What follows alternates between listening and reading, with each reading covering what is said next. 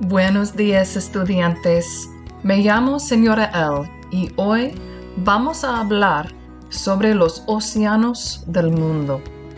Hi, my name is Señora L, and today we are going to talk about the oceans of our world. This is the latest in a series of videos we are creating on the vocabulary of world geography in Spanish, or geografía del mundo. In these videos, we discussed the importance of los continentes and our systems of mapping and navigation. Today, we focus on los océanos. Water, or agua in Spanish, covers approximately 71% of Earth's surface. Out of all of that water, about 97% is in the oceans, salt water. We cannot drink it or use it to water our plants on land. In fact, only 3% of the Earth's water is fresh, and the majority of that fresh water is frozen in glaciers, the polar ice caps, or deep in the ground. Only 0.5%, half a percent, of all of the water on Earth is for us to drink and use on land. Agua es muy importante. So as you can see, I am trying to draw los continentes using my little globe. And just as I'd done before in a previous video, I've oriented the continents with the prime meridian and el ecuador, the equator, and I noted the lines of latitude in the southern hemisphere. This will be important as we talk about and describe the different oceans. And yet again, I apologize because my continents are not nearly even close to accurate or proportional or things like that. In fact, yet again, when we talk about maps, since oceans are 71% of the Earth's surface, and yet on our maps, continents take up most of it, yet again, it kind of shows, orientation and proportion can be kind of worked with in a map. But now, as I finalize my details, what I like about this paper that I'm using today is you don't need a pen or pencil or whatever.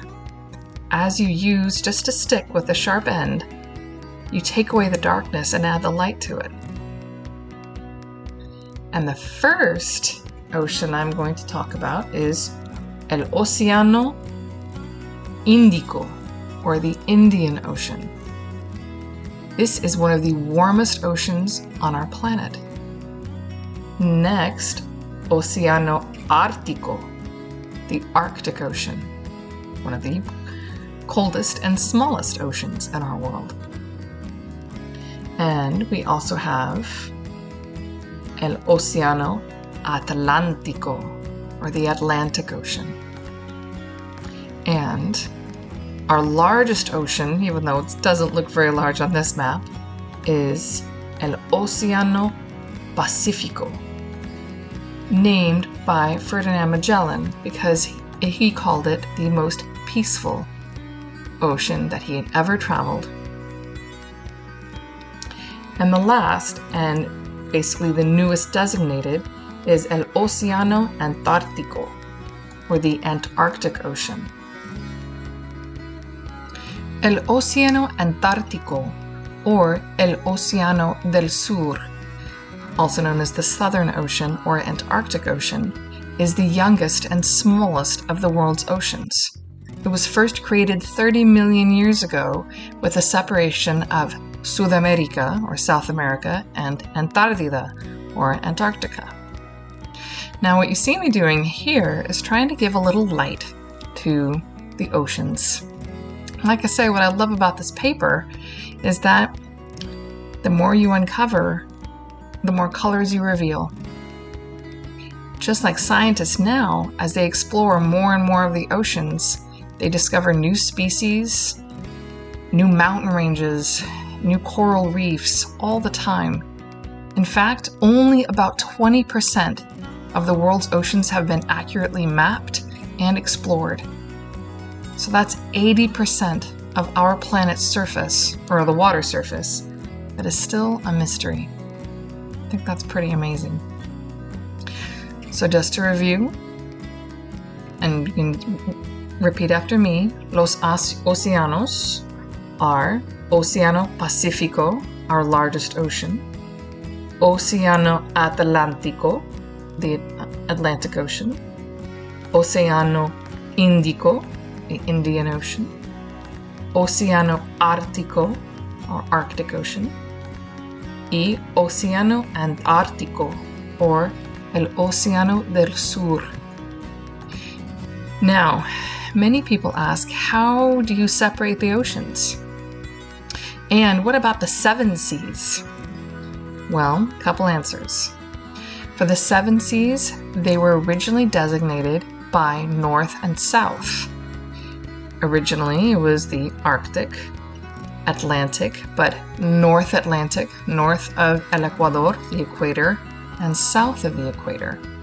And just like with the Pacific, North Pacific, South Pacific, designated by the equator. And as far as separation, the Southern Ocean is designated as from 60 degrees latitude south to the edge of Antarctica. And for the Pacific and the Atlantic, separated usually by the continents, of course, and the natural paths of the ocean. But of course, they're all connected. It's all one giant, beautiful body of water.